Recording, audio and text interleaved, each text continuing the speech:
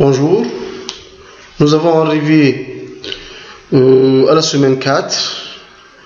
On a vu dans la partie du concept de base au niveau de semaine 3 du langage JavaScript.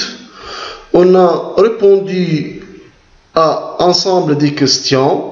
Exemple, comment peut-on incorporer le langage JavaScript et comment peut-on le mettre dans les pages web et comment déclarer des variables et comment peut-on appliquer des fonctions prédéfinies sur les variables. Et aussi après on a passé pour voir comment ça se fait la déclaration des fonctions des utilisateurs et comment ça se fait le retour des données et comment peut-on passer des arguments et comment peut-on l'appeler, c'est faire des appels pour ces langages.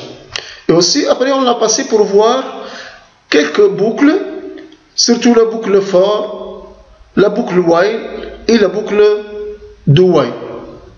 Et aussi, on a déjà vu comment peut-on l'utiliser précisément et après on a vu comment peut-on l'utiliser, c'est-à-dire dans quelles conditions on va utiliser et quelle situation on va utiliser ces boucles.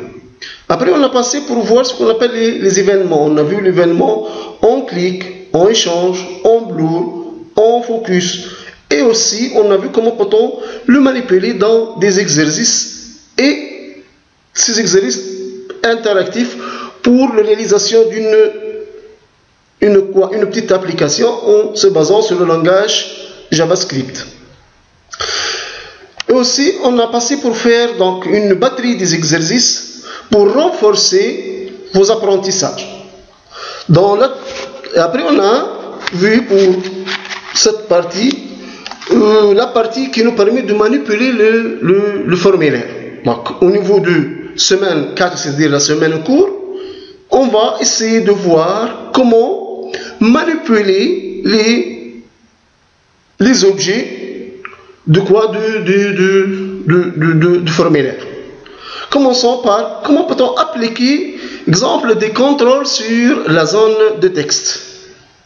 C'est-à-dire comment peut-on, exemple, premièrement récupérer les valeurs qu'on va mettre dans une zone de texte. Comment peut-on affecter ou mettre des valeurs, exemple, par un programme dans une zone de texte. Aussi, on va voir aussi comment peut-on manipuler les boutons radio.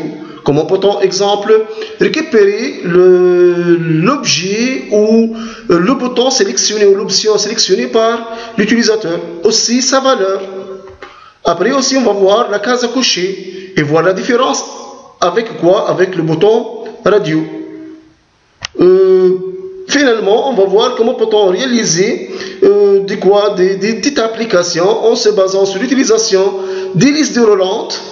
Exemple, comment peut-on récupérer l'élément sélectionné et aussi comment peut-on faire une application complète par l'utilisation de quoi? Par l'utilisation de, premièrement, la zone de texte, le bouton radio, case à cocher et liste déroulante. Et n'oubliez pas qu'on va se concentrer sur la manipulation de réalisation de petites applications JavaScript qui va utiliser et manipuler ce parti, ce qu'on appelle l'utilisation de quoi? Les objets de formulaire.